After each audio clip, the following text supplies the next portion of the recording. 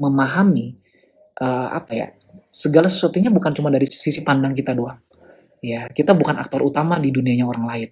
Nah, untuk mencintai satu pekerjaan kita harus tahu apa enaknya dan apa nggak enaknya. Ya, nikmati enaknya, jalanin nggak enaknya. Jangan cuma pengen enaknya doang. Gitu. Ketika dapat bonus besar senang, ketika bisnis hancur nggak siap.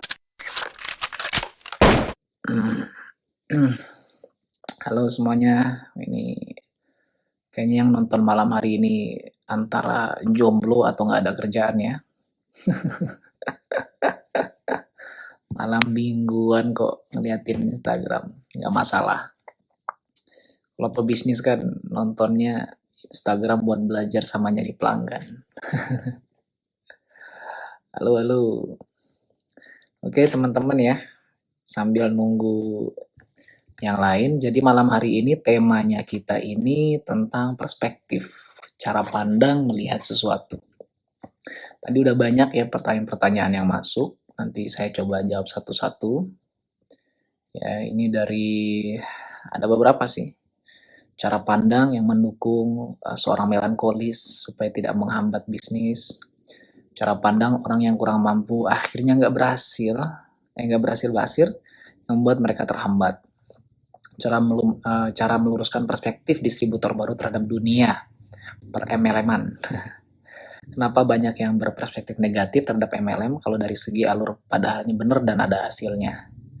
Gimana cara biar yakin dengan apa yang kita lakukan sekarang, apalagi bangun bisnis ya. Nanti kalau ada yang mau nanya lagi boleh nih ditanya aja, ditulis aja. Halo teman-teman semuanya ya, ini banyak banget yang baru masuk. Welcome.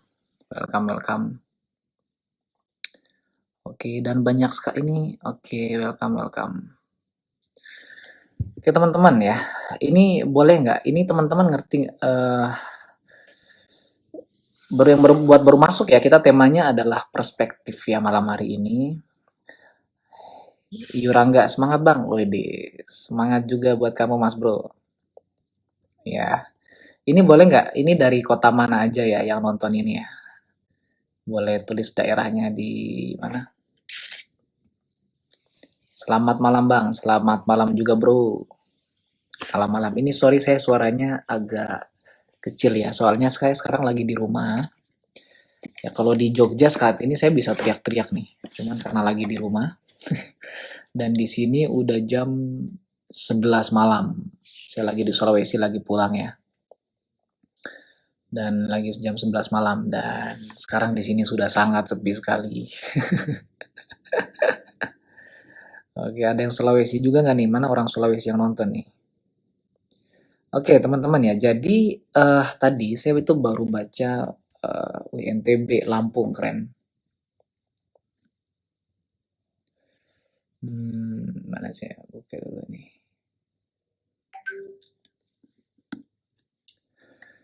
Ya, pakai HP apa? HP saya iPhone XR. Ya, HP jadul sih. Mohon doanya biar bisa cepat upgrade. Karawang, Kota Susu, Bali. Mantap nih Bali nih. Ya, kita mau ke Bali nih agendanya insya Allah. Bali nih nanti bulan Juli kayaknya kita mau ke Bali ya. Lampung ya, Padang, Kota Laskar Pelangi, wih di Belitung. Lampung, Jakarta, Surabaya alias nomaden, nggak apa-apa. Tempat tinggal nggak jelas, yang penting masa depannya tetap jelas. Ya Aceh jam 10. HP iPhone XR. Bangkalan oke. Purwokerto, Pekanbaru oke. Sip. Oke teman-teman, malam ini saya tadi baru baca ada postingan bagus banget ya. Itu dia bicara tentang mindset. Dan ini buat saya tertarik karena ini masalah mindset ini kita bicara tentang sudut pandang. Orang yang melihat sesuatu yang sama dari sudut pandang yang berbeda itu akan menghasilkan asumsi atau informasi yang berbeda. Ibarat kayak kayak angka 9 gitu. Angka 9 kan seperti ini. Angka 9 itu kalau dilihat dari orang yang di seberang kalau Kita duduk seberangan nih, saya nulis angka 9. Anda melihatnya sebuah angka 6. Tapi bagi saya itu angka 9. Anda melihatnya sebagai angka 6. Kita mau debat kusir kayak gimana pun, kita sama-sama benar. Ya, jadi banyak orang ketika melihat sesuatu fenomena atau situasi, nyarinya mana yang benar, mana yang salah. Seringkali bukan mana yang benar, mana yang salah. Seringkali kita harus memahami dia melihatnya dari sudut pandang apa. Gitu ya. Nah, oke, dan ini banyak pertanyaan-pertanyaan tadi yang masuk, yang pengen saya jawab gitu ya. Nah, ini nih, pertanyaan pertama tadi yang masuk, cara pandang yang mendukung saya, ya Pak, saya ini, menjadi seorang melankolis supaya tidak menghambat sebuah bisnis. Jadi, banyak ya. Jadi bagi teman-teman yang belum tahu, perspektif, apa namanya, melankolis itu apa. Jadi, di buku Personality Plus, manusia itu dibagi 4 kepribadian. Yang pertama itu ada koleris, ini orang-orang yang dominannya berprinsip keras, tegas gitu ya, nggak mau disalahkan. Terus yang kedua ada kebalikannya, plekmatis. Orang-orang ini biasanya lebih damai, tenang, menghindari konflik gitu ya. Terus yang ketiga ada orang yang sanguin. Sanguin itu orang-orang yang riang, senang ya. Biasanya orang-orang ini seru gitu ketika ada dia rame ya. Terus yang keempat adalah orang yang melankolis. Orang melankolis dia lebih ke terstruktur ya. Dominan biasanya malah perfeksionis. Nah, seringkali orang-orang melankolis ini agak sulit ya, kebanyakan ketika memulai bisnis. Bukan memulai bisnis. Banyak orang melankolis gak mulai-mulai bisnis. Karena kenapa? Dia nunggu sempurna dulu. Dia nunggu ada plan yang jelas, strategi yang pasti, hasil yang kelihatan. Jadi sudah sampai ada langkah A, B sampai Z-nya, dia baru berani memulai. Ya, ketika ada kurang minus satu aja atau kurang skrek, dia nggak berani jalan. Nah, para melankolis ini ketika memulai bisnis harus sadar bahwa segala sesuatu, bukan cuma bisnis, bahkan sekolah, kursus, hubungan, itu nggak harus nunggu sempurna gitu kan. Anda menikah aja kan tentunya ada ikhtiar di situ. Ya, Anda kan nggak harus tahu luar dalam dulu, coba sana sini baru nikah kan, enggak. Ya, kita ketika memulai bisnis juga sama, kita butuh riset, kita butuh pelajari lebih dalam, tapi seringkali jawaban tidak sempurna di awal. Makanya kalau Anda gini, Anda nggak perlu harus tahu A sampai Z, sampai A sampai B aja udah cukup. Kalau Anda untuk mengambil langkah, mulai aja dulu. Karena seringkali jawaban ditemukan ketika kita melakukan. Makanya bagi teman-teman yang melankolis, jangan kebanyakan mikir. Ya, saya tahu Anda pengen segala sesuatunya itu sempurna tanpa hambatan dan kekurangan. Tapi seringkali hambatan itu yang bikin kita bertumbuh. Nah, jadi buat teman-teman yang melankolis, sudut pandangnya dirubah. Sudut pandang saya melihat sesuatu itu jangan sempurna dulu baru jalan. Ya, udah jalan aja dulu, biar sempurna. Gitu ya. Nah, terus ini pertanyaan kedua nih, dari mana? Nggak ada namanya ya. Cara pandang orang yang kurang mampu, yang akhirnya nggak berhasil-berhasil, yang membuat mereka terhambat. Nah, ini dari katanya aja udah salah gitu. Dia memandang kurang mampu itu sebagai hambatan gitu ya. Orang kurang mampu. Jadi ini, saya alhamdulillah lahir dari keluarga yang sederhana. Dulu juga tinggal ke Jogja, merantau di kos-kosan dengan harga waktu itu termasuk kos-kosan paling murah ya, 1,2 juta setahun ya, berarti 100.000 sebulan dengan kiriman mungkin sekitar 800 ribuan. Dibandingkan teman-teman yang lain, hidupnya cukup pas-pasan sih saya saat itu gitu, apalagi udah sambil bangun bisnis, kuliahnya juga butuh biaya kan untuk transportasi dan tugas. Nah, tapi saya tidak memandang diri saya sebagai orang yang kurang mampu, meskipun seringkali di akhir bulan kesulitan secara finansial gitu ya. Jadi suaranya saya agak kurang keras karena orang tua saya di bawah. Jadi tapi saya tidak memandang diri saya sebagai orang kurang mampu gitu. Bahkan saya punya teman ini, dia itu apa ya? Saya nanya gitu, kamu uangnya tinggal berapa? Dia bilang tinggal 15.000. Wih, parah nih. Itu buat hidup di akhir bulan. Kamu bisa hidup berapa lama di angka 15 ribu itu? Dan dia bilang Dia bisa hidup kali mungkin 3-4 hari gitu. Makan apa? Saya pikir gitu kan. Cuman dia tidak memandang dirinya sebagai seorang yang apa namanya? eh, Tidak mampu gitu. Ya, karena ketika kita memandang diri kita dengan label kurang mampu, akhirnya kita memandang diri kita sebagai pribadi yang lemah secara finansial, banyak kendala, sebagai orang yang tidak terbelenggu dengan ikatan keluarga kita secara finansial, secara ekonomi. Nah, akhirnya yang itu yang bikin gak berhasil. Sebenarnya bukan karena nggak jago bisnis, nggak pintar ngomong atau apa, cuman karena kita udah melabeli diri kita sebagai orang yang kurang mampu. Justru itulah yang bikin gak berhasil.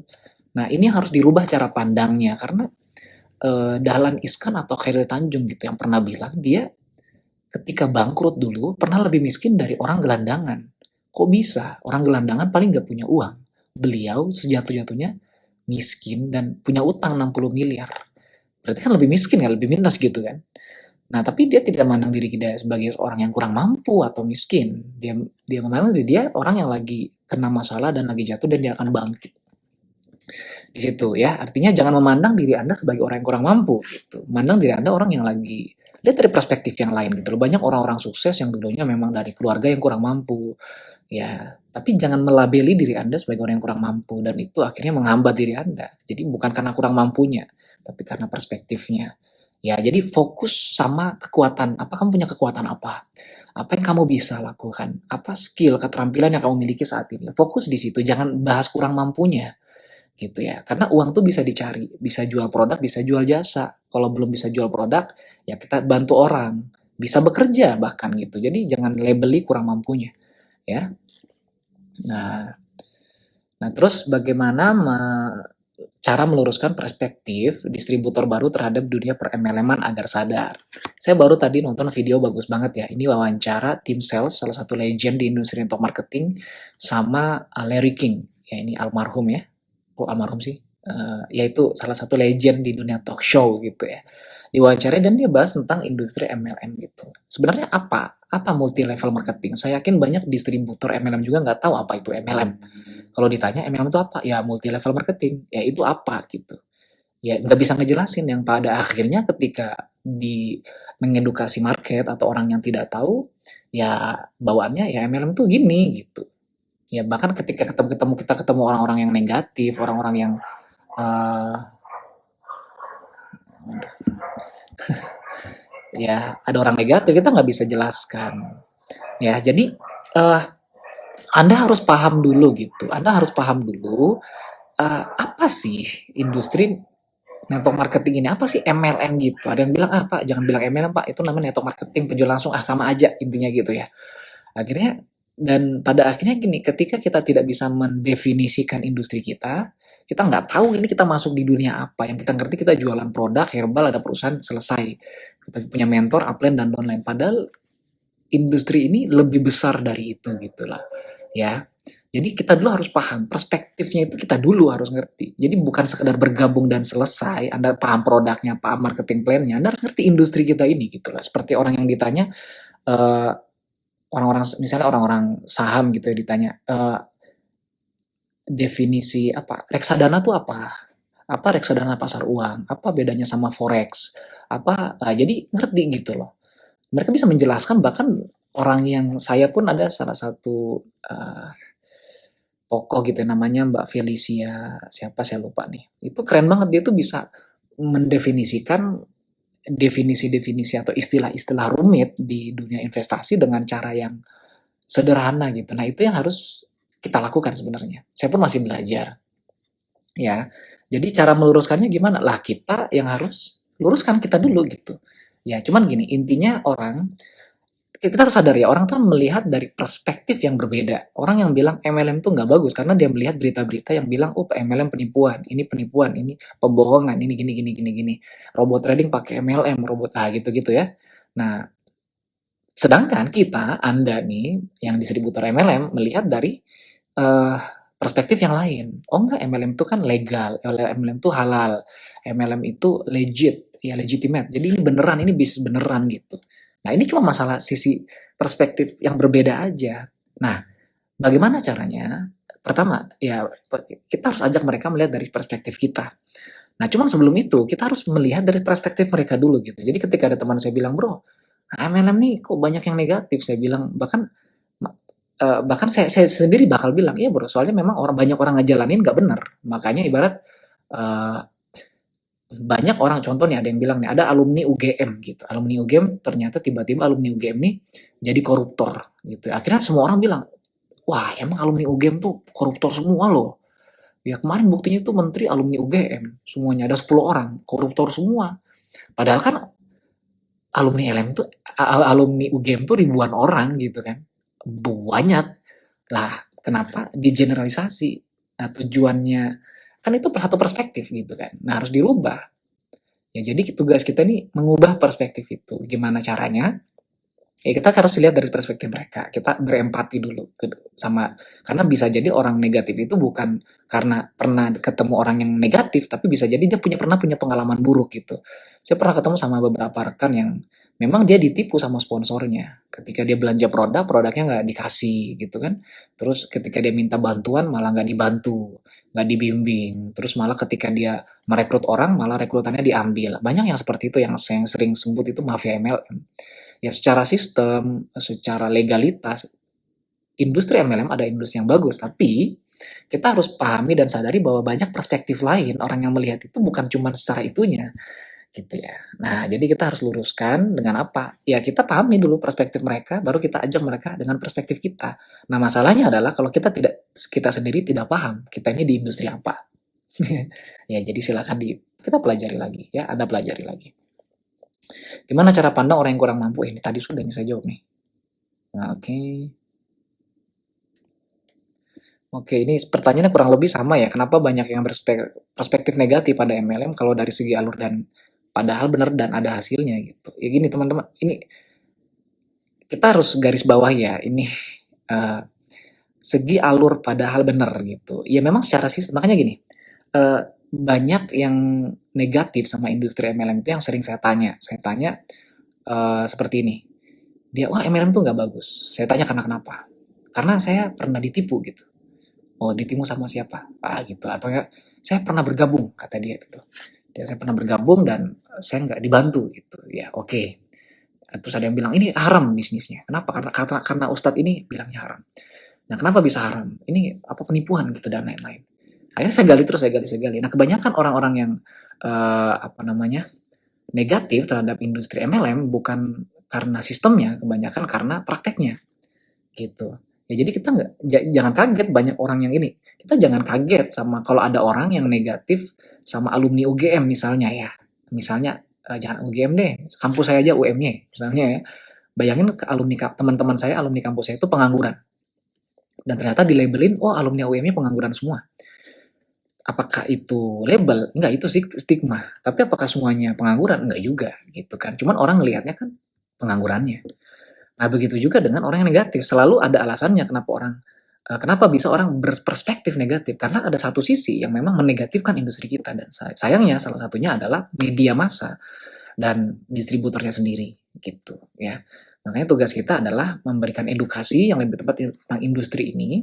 Jadi bukan sekedar nunjukin bukti. Ya, bukti itu pasti ada orang binomo aja nunjukin bukti kok flexing gitu. Jadi ini bukan masalah bukti atau nggak ada bukti teman-teman.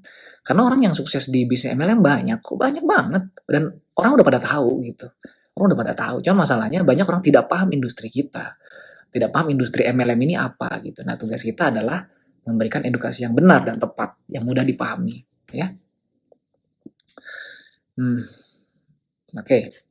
Ya ini pertanyaannya agak bagus nih ya. Halo Bang, gimana? Gimana ya? Aku sementara kuliah sambil kerja sekaligus bisnis. Bagusnya aku seriusin bisnis atau menjalankan kedua-duanya. Tapi biasanya jam kuliah aku kadang waktunya bertabrakan sama jam kerja. Ya, terima kasih sebelumnya. Ini agak tricky ya karena kerja ini kan tidak mungkin ngikutin waktu kita ya. Kalau bisnis nih enak gitu, kita kuliah sambil bisnis. Kalau bisnis kan kita bisa atur-atur karena kita yang ngatur bisnis, kita punya bisnisnya. Tapi kalau kerja, anak kuliah sambil kerja kan kerja harus ngikutin jam yang ngasih kita kerja gitu. Nah ini agak rumit juga. Ya kalau masih bisa dilanjutkan, ya bahasanya gini nih. Kalau bahasa fikihnya tuh gini, ma la yudroku kuluhu la yudroku kuluh. Jadi apa yang tidak bisa dikerjakan sepenuhnya, seringkali tidak perlu ditinggalkan sepenuhnya. Kayak contoh nih, kalau emang bener-bener butuh ya, kayak sholat tuh wajib. Sholat tuh wajib, nggak boleh ditinggalkan. Kalau memang tidak bisa sholat berdiri, ya sholatnya duduk. Nggak bisa sholat duduk, sholatnya baring. Nggak bisa sholatnya baring, isyarat, nggak bisa isyarat, disolatin. Tapi kan itu wajib gitu. Kalau kamu merasa bahwa kerjaan ini penting dan harus dan tidak bisa ditinggalkan, ya sudah, kerjakan sebisanya. Ya kerjakan sebisanya, ambil kompromi gitu sama pekerjaannya. Tapi kalau memang udah keteteran dan itu bukan prioritas, mungkin artinya ada peluang kerjaan yang lain yang lebih baik, ya sudah, mungkin cari yang lebih bagus. Ya, jangan sampai ditinggalin malah nggak bisa makan ya kan. Nah, jadi cari komprominya gitu. Tapi kalau memang masih bisa, ya sudah nggak masalah gitu. Apalagi kalau misalnya kuliah nih, masih bisa absen satu. Jadi sambil sambil kuliah absennya masih bisa diatur atau kelasnya bisa diganti. Sebenarnya gini, kuliah tuh bisa dikompromikan kok. Yang penting dekat sama dosen aja. Gitu yang ngomong sama dosen, Pak, saya sambil kerja dan ternyata ini jadwal kerja tabrakan. Boleh nggak saya ikut kelas Bapak yang lain jam segini? Nah, jadi memang ya teman-teman yang kuliah sambil kerja, kuliah sambil bisnis, itu memang kita harus banyak kompromi. Kita nggak bisa saklek sama jadwal kita nggak bisa harus gini, harus gitu. Kita yang harus bisa beradaptasi. Ya, dan di awal itu berat dan susah. Cuman kalau kita bisa lakukan, itu skill yang menurut saya, skill dan keterampilan yang bisa membantu kita dalam hidup yang lebih luas. Terus, oke, ini ada pertanyaan, gimana caranya biar bisa yakin dengan apa yang kita lakukan sekarang, apalagi bangun bisnis, ya. Keyakinan itu tidak buta, keyakinan itu butuh bukti. Kita yakin kepada Tuhan karena kita lihat bukti-bukti dan ayat-ayat, tanda-tanda bahwa Tuhan itu ada. Dari Al-Quran, dari para nabi, dari alam gitu kan, bagi yang muslim ya. Nah, begitu juga dengan bisnis. Untuk yakin, kita butuh bukti-bukti. Ya, apa yang kita lihat dari bisnis kita, apa dari strateginya. Jadi, untuk bisa yakin itu enggak, yang penting yakin. Nah, yang penting yakin ini butuh dasar. Nah, dasar itu adalah informasi. Kita butuh informasi lebih untuk bisa meyakini sesuatu. Nah, jadi kalau misalnya kamu tidak yakin dengan langkah kamu, ya cari informasi lebih dengan langkah dan strategi yang mau kamu ambil. Kalau mau bangun bisnis, misalnya cari informasi lebih tentang bisnisnya kayak gimana, marketnya kayak gimana, produknya kayak gimana. Jadi ngulik, belajar, pelajari gitu. Kalau kamu tidak yakin dengan diri sendiri, ya cari informasi lebih tentang diri sendiri, kenali diri sendiri. Apa kamu, kekuatan kamu apa, kelebihan kamu apa, terus keterampilan yang belum kamu kuasai yang mau dikuasai, terus skill apa yang harus didalamin. Nah, jadi ya keyakinan butuh dasar. Dasarnya itu adalah informasi, informasi, dan informasi. Cari informasi sebanyak-banyaknya. Oke?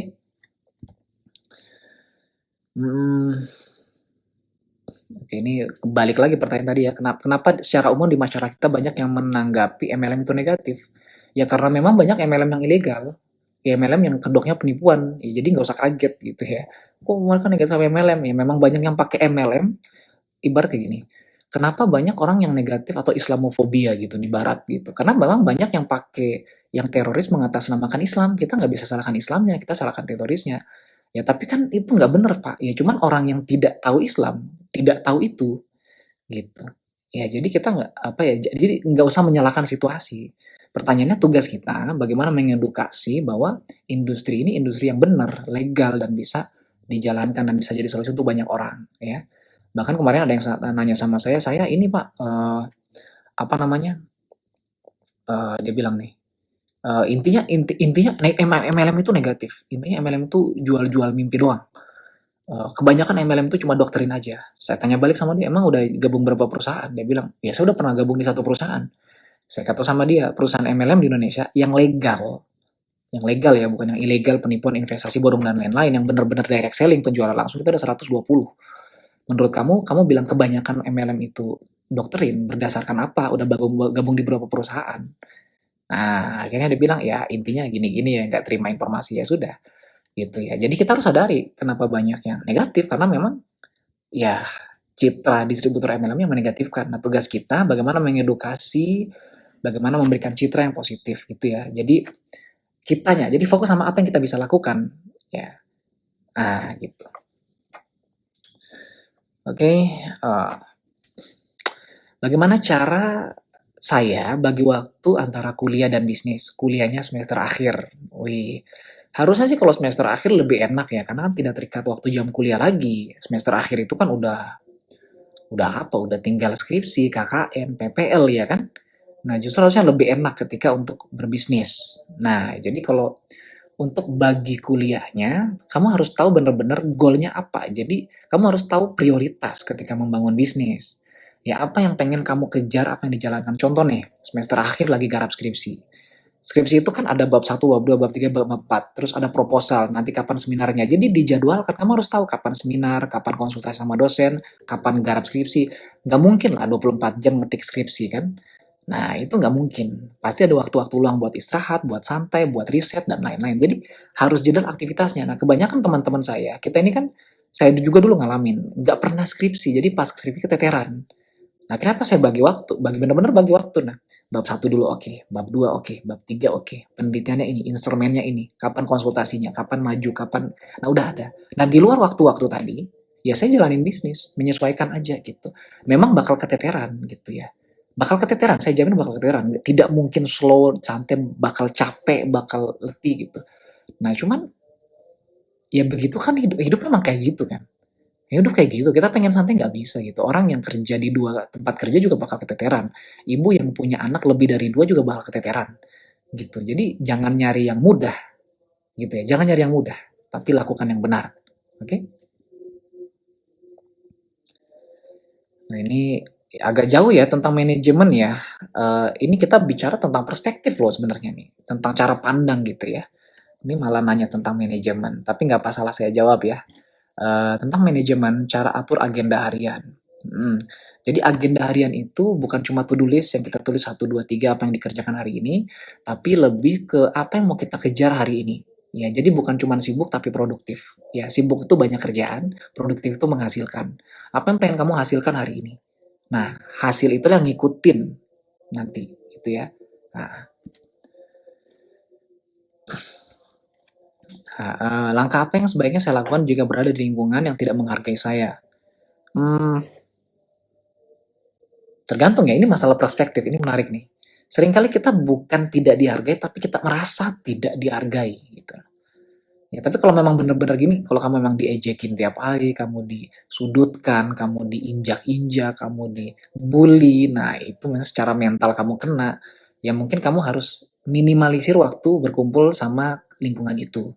Gitu ya. Kalau memang kamu tidak bisa meninggalkan kerjaan itu, ya minimalisir ketemunya. Ya ketika pas butuh-butuh aja, ketika pas meeting penting aja, pas bener-bener. Jadi kalau cuman udah mulai sosialisasi, ngobrol-ngobrol nggak jelas ya udah pergi dari situ. Ya cuman seringkali kadang saya punya beberapa tim itu yang merasa tidak dihargai. Padahal orang lain mungkin biasa aja. Nah kalau merasa tidak dihargai, ya ngomong sama orang yang merasa kita tidak menghargai kita ini. Kamu kenapa tidak menghargai saya? Kenapa gini gini gini? Mungkin kita bisa evaluasi diri, apa kita bisa luruskan apa yang kita kurangnya di mana. Nah, jadi jangan takut dikritik. Ya, jangan takut dikritik. Kalau kita memang bisa berubah karena lebih baik, ya nggak masalah, gitu ya. Oke, ya perbedaan cara mengajarkan riset dan distributor resmi versi saya ini pertanyaan yang tidak berhubungan ya sama ini. Kita bisa jawab lain kali aja. Ah, oke, ini ada apa ya? Ini tadi ada pertanyaan juga dari teman-teman di sini ya. Coba saya lihat dulu. Gimana caranya mau fokus bisnis, terus mau resign dari kerja karena nggak tahan dari lingkungan toksik, mau keluar tapi nggak bisa. Eh, Apa ya? Gimana cara fokus? Ya fokus. Kalau resign ya tinggal resign ya kan, resign tinggal resign gitu. Kalau emang nggak kuat gitu. Ya setelah itu akhirnya pasti bisa fokus bisnis kan? Kan udah nggak kerja, pasti fokus. Emang mau ngerjain apa lagi? Orang nggak ini, orang nggak fokus karena banyak distraksi gitu. Ya, aduh saya nggak bisa fokus bisnis pak karena ngurusin anak. Saya nggak bisa fokus bisnis pak karena ngurusin skripsi. Saya nggak bisa fokus bisnis pak karena ada kerjaan di kantor. Lah ini kamu udah pengen resign, berarti kan udah nggak kerja. Berarti kan tidak ada yang mendistraksi fokus. Ya udah fokus gitu. Bikin goal, bikin tujuan, evaluasi progresnya. Ya, jadi jangan cuman, yang penting saya bisnis, jalan jauh. Enggak, kamu harus punya rencana-rencana yang mau kamu capai. Pengen bisnisnya sebesar apa 6 bulan ke depan, pengen omset berapa setahun ke depan. Memang nggak mudah, bahkan mungkin lebih berat dari kerjaan di kantor ketika awal-awal membangun bisnis. Tapi ya, kan cuma sementara gitu kan. Nah, jadi kalau tidak ada yang menghilangkan fokus, ya tidak ada cara untuk fokus. Gitu. Ya fokus aja. Gitu ya. Bang, lau keren. Tip positif dong. Maksudnya apa nih? Apa yang Bapak lakuin ketika bisnis hancur dan banyak tim yang keluar? Gimana cara untuk bangkit lagi? Karena terkadang untuk mulai dari nol itu agak sedikit susah. Nah, ini perspektif yang harus dibenarkan ini ya. Banyak yang merasa ketika bisnis hancur itu dia mulai dari nol. Salah, salah, salah, salah besar. Ketika kamu memulai bisnis, berkembang dan jatuh, kamu tidak mulai dari nol. Kamu mulai dari dua. Kenapa saya bilang kamu mulai dari dua? Karena kamu sudah punya pengalaman. Ya, kamu dari nol ke angka satu, bisnisnya berkembang, hancur. Berarti kan titik dua, bukan nol. Kondisi bisnis memang hancur, kondisi omset memang turun, kondisi bonus memang hilang. Tapi kondisi keterampilan, pengalaman, dan kemampuan enggak nol loh. Ya enggak nol gitu. Ya justru di sini kamu harus membuktikan pengalaman dan skill kamu. Kalau kemarin aja ketika nggak punya pengalaman apa-apa bisa bangun, bisa punya tim, bisa punya grup, bisa punya omset. Nah kenapa sekarang nggak bisa ketika kamu sudah pernah ngelakuin gitu ya. Nah masalahnya ketika kalau kemarin yang bangun bukan kamu sendiri, yang bangun adalah mentor. Nah ini masalah. Berarti saatnya sekarang kamu bangun, asah skill kamu dan keterampilan kamu lebih nyata lagi, lebih berani lagi. Ya, perspektifnya dirubah. Perspektifnya itu jangan lihat grup saya hancur, jangan lihat hancurnya, jangan lihat tim keluarnya. Nah, lihat diri kamu. Pengalaman apa yang kamu ambil dari situ? Pelajaran apa yang bisa kamu dapatkan dari situasi ini? Apa yang bisa kamu lakukan dari kondisi ini? Ya. Jadi lebih lihat dari sisi positifnya. Apa yang kamu dapetin? Karena seringkali kalau kita lihat dari perspektif lain, kenapa sih tim kita keluar? Kenapa tim kita keluar? Jadi pertanyaan bukan bukan tim keluarnya, itu situasi gitu. Tapi kita lihat perspektif lain, kenapa tim keluar? Mungkin dia memang nggak cocok. Mungkin dia nggak suka sama kamu. Mungkin dia ada kerjaan lain yang lebih menarik bagi dia. Ya sudah kan, kita nggak mungkin paksa dia. Kita nggak bisa paksa orang bergabung, kita nggak bisa paksa orang bertahan. Ya berhenti, ayo gitu kan. Nah, itu satu perspektif. Bisa jadi mungkin dia berhenti karena dia udah cukup puas dengan bonus yang dia dapatin. Iya kan? Dia sudah balik modal mungkin, dia sudah memang cuma cari pengalaman gitu. Masa kita paksa dia? Kan visinya orang beda-beda ketika memulai bisnis. Nah, jadi kita harus lihat dari perspektif yang lain gitu ya. Jangan cuma oh timnya keluar, bisnisnya hancur. Bahkan kita bisnis saya hancur, Pak. Hancurnya ini kan itu ngeri loh, kita melabeli sesuatu hancur gitu. Hancur itu kan bayangin. Eh misalnya gini kayak apa misalnya? Kayak misalnya gini, ini saya lagi pegang HP gitu, HP gini ya, HP saya retak gitu. Terus saya bilang, HP saya hancur nih. Hancur kan nggak kayak gitu, hancur itu remuk gitu loh, nggak ada sisa gitu. Nah kadang kita ini melabeli sesuatu terlalu hiperbola. Bisnis saya hancur pak, kemarin omsetnya berapa? Omsetnya 5 juta pak, hancur pak. Timnya berapa kemarin yang berhenti? 5 orang pak, hancur pak. Teman-teman saya punya tim, bahkan saya pribadi pernah ngerasain, di 1 minggu itu yang berhenti ada 100 orang. 100 orang. Saya pernah punya bisnis, bulan lalu bahkan. Bulan lalu omset saya itu turun hampir 1 miliar. Apakah bisa hancur? Kalau saya melabeli bisa hancur, mungkin hancur. Tapi saya tidak melabeli bisa hancur. Karena bisnis naik turun. Tim itu keluar masuk. Biasa aja. Di kantor juga kadang kalau ada orang nggak becus kerjanya kita pecat. Iya kan? Kita nggak pertahankan. Nah, kamu punya tim apakah bergerak dan produktif? Kalau emang nggak bergerak terus berhenti ya sudah, kita cari yang lain kan gitu. Jadi perspektifnya tuh diubah gitu. Jangan cuma lihat negatifnya, jangan cuma ngelihat hancurnya gitu kan. Ya mungkin wajar kalau pertama kali ngerasain bisnis hancur gitu kan, kaget gitu kan. Tapi kan ya coba tenangkan diri, lihat lagi, konsultasi lagi, bener nggak sih apa yang bisa kita lakukan? Seringkali hancur itu cuma label, bisnis bobrok itu cuma label. Ya apalagi teman-teman yang bisnisnya di industri network marketing, multi level marketing gitu kan.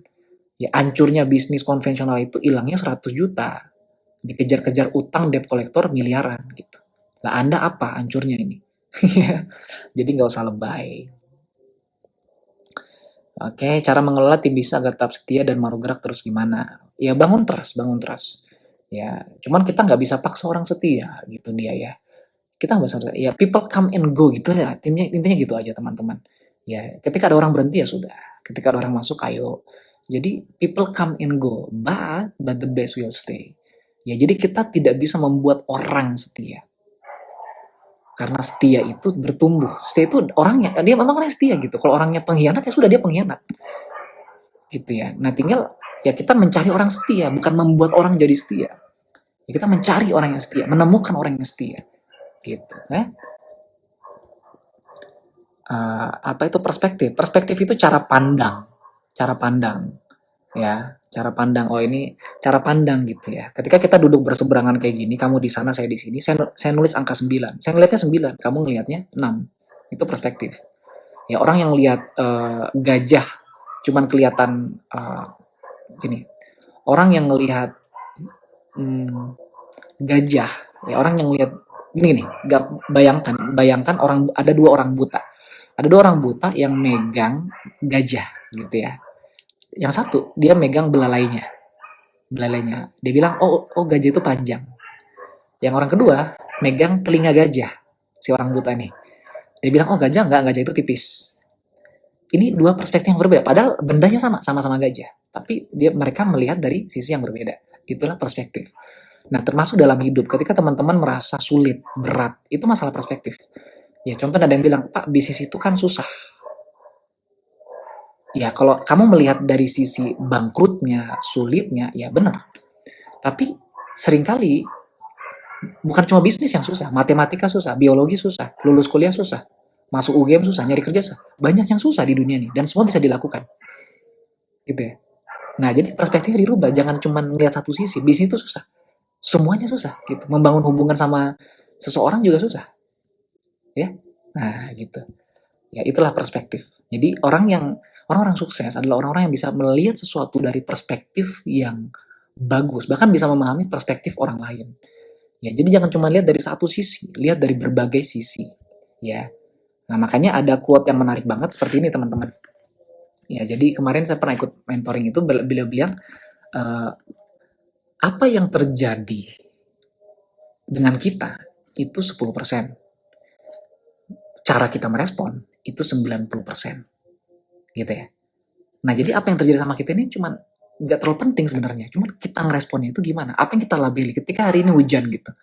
Ya aduh, hujan, wah, bad ini apa ya, jelek nih harinya nih. Kita hari-hari yang buruk gitu, kita bilang nih harinya aduh bad day banget nih, ini harinya nggak bagus kayaknya hari ini nih. Hujan soalnya baru bangun nih. Nah, kita melabeli hujan dengan kata susah, buruk, nggak bagus gitu. Padahal hujan ya hujan aja gitu. Bagi petani hujan itu berkah. Mohon maaf nih, mungkin Gojek, orang yang aktivitas di luar lapangan, mungkin itu apa ya, kayak rintangan gitu. Jadi berbeda perspektif gitu ya. Sama bisnis juga sama tantangan, sama ilmu, sama peluang itu semua sama. Orang memandang sesuatu dari perspektif yang berbeda.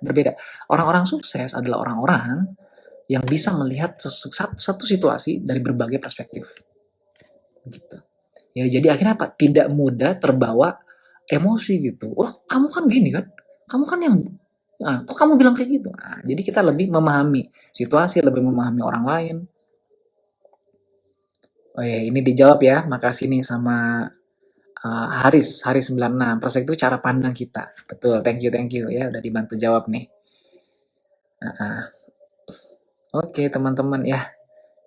Ya, sama-sama. Keren Pak, terima kasih ilmunya. Sama-sama, senang bisa berbagi. Ya, saya juga masih belajar, kita sama-sama belajar. Ya, buku leadership untuk orang awam yang bagus apa? Ini belum lihat reels saya seminggu yang lalu. Coba nanti buka IG saya, itu ada reels tentang buku-buku leadership. Katanya untuk kita besar itu mencintai apa yang kita kerjakan. Pertanyaannya apa? Bagaimana sih cara kita mencintai apa yang kita kerjakan? Agak sulit di awal ya mencintai apa yang kita kerjakan ya, karena intinya gini, bukan mencintai apa yang kita kerjakan, lebih tepatnya di awal sebenarnya kata yang lebih tepat itu, jangan cuma kerjakan apa yang kita sukai, kerjakan apa yang perlu kita kerjakan. Ya. Do what must be done gitu loh. Kerjakan yang memang yang perlu dikerjain gitu. Menurut Anda atlet, dia memang hobinya main sepak bola, tapi apakah dia suka dengan training yang bikin keringat tiap hari, ketika harus jauh dari keluarganya, dia ketika liga, terus ketika dia kalah sakit hati, itu pengalaman-pengalaman yang tidak enak. Tapi dia harus melewati proses itu, dia harus melewati semua pengalaman itu untuk bisa lebih bertumbuh, untuk bisa lebih baik. Jadi, kalau ada yang bilang apa cintai apa yang kita kerjakan, lebih tepatnya itu bukan cuma cintai enaknya, tapi cintai juga tidak enaknya. Seperti kita berhubungan sama seseorang gitu kan. Kan kita cintai dia bukan cuma karena dia cantik, bukan karena dia baik, bahkan karena kita tahu kekurangannya dia. Oh, orangnya pelupa, oh ternyata orangnya ini seperti ini. Nah, jadi kan kita dari berbagai sisinya kita suka, sisi baiknya oke, sisi buruknya kita terima. Termasuk pekerjaan kita juga sama gitu. Ya, di pekerjaan kita tuh nggak semuanya enak. Semua profesi nggak ada yang enak gitu. Bahkan mau legal, ilegal, halal, haram, pasti ada dua sisi tadi. Ada enak, ada nggak enaknya. Nah, untuk mencintai satu pekerjaan kita harus tahu apa enaknya dan apa nggak enaknya. Ya, nikmati enaknya, jalanin nggak enaknya. Jangan cuma pengen enaknya doang. Gitu. Ketika dapat bonus besar, senang. Ketika bisnis hancur, nggak siap. Ya nggak bisa dong. Ya, cintai semuanya. Karena bagaimana cara mencintai itu semua? Kita sadari itu adalah bagian dari pekerjaan pertama. Itu kita sadari bahwa itu memang harus kita lewatin. Kedua, sadari dan yakini bahwa semua proses ini membawa kita kepada goal yang kita inginkan. Membawa kita sama impian yang kita harap kita raih gitu. Ya, orang-orang uh, uh, atlet-atlet binaragawan gitu, dia angkat beban, badannya sakit tiap hari harus makan dengan kalori yang besar. Itu nggak nyaman, bener-bener nggak nyaman. Tapi dia cinta dengan apa yang dikerjakan karena kenapa? Dia tahu goals yang dia raih apa. Ya, jadi untuk mencintai pekerjaan kita adalah kita harus tahu plus minusnya dan yakini bahwa apa yang kita kerjakan bisa membawa kita kepada kenapa seorang ibu yang punya anak nakal, anak yang ngeselin, nangis yang nggak berhenti-berhenti tetap merawat anaknya karena dia tahu itu cuma sementara. Ketika anaknya besar, anaknya akan jadi anak yang membanggakan bagi orang tuanya. Nah, bangunlah bisnis bagi Anda yang bisnis khususnya, bangunlah bisnis seperti itu. Selainnya Anda membesarkan anak Anda sendiri. Ketika anaknya sudah besar, mungkin Anda tidak harus terlalu ngurus bisnisnya. Bisnisnya akan jalan dengan sendirinya. Gitu ya. Ika ya Farul, gimana kabar? Alhamdulillah baik, mohon maaf lahir batin. Ya teman-teman yang berpuasa, marhaban yang Ramadan, ya selamat berpuasa. Semoga bukan cuma bisa menahan lapar dan haus, tapi bisa menahan emosi, rasa malas. Ya, hello Adrian Hanif, hello coach, hello juga brother. Ya disimpan nggak ya? Apa ini? Oh ini nanti mungkin saya bakal posting di YouTube saya ya. Jadi semuanya nanti saya posting di YouTube.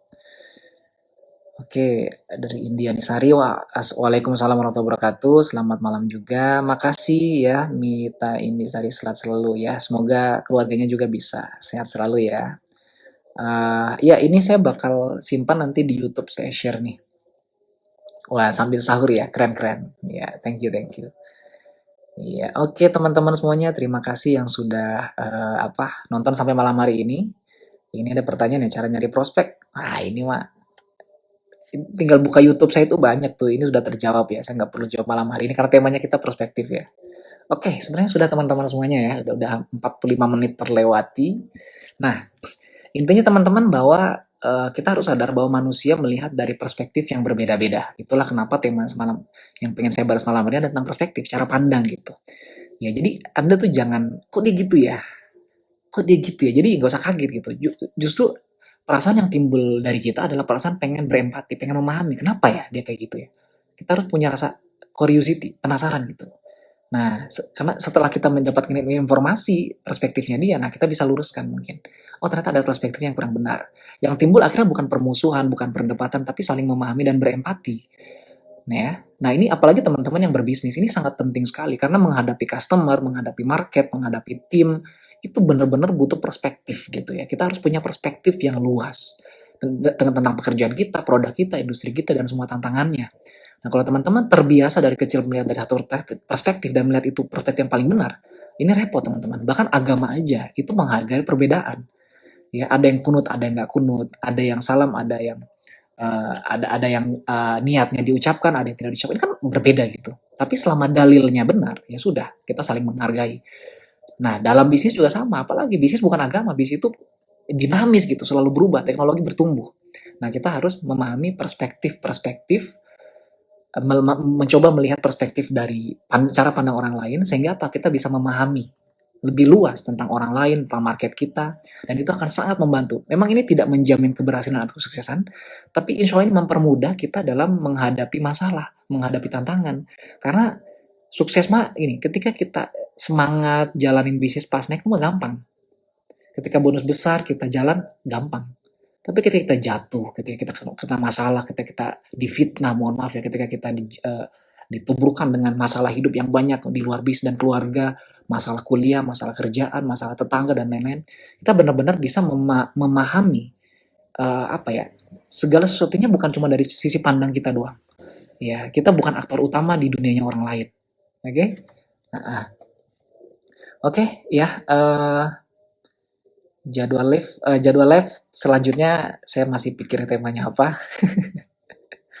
Media tentang perspektif ini cari aja buku-buku ya, banyak ya, buku-buku tentang itu ya. Saya nggak hafal buku-bukunya, saya cuma baca post di Instagram aja tadi. Oke, thank you teman-teman semuanya yang sudah nonton malam hari ini. Semoga kita bisa ketemu di lain waktu. Selamat berpuasa bagi teman-teman yang muslim. Semoga tahan dan kuat dan selalu taat. Selamat malam. Assalamualaikum.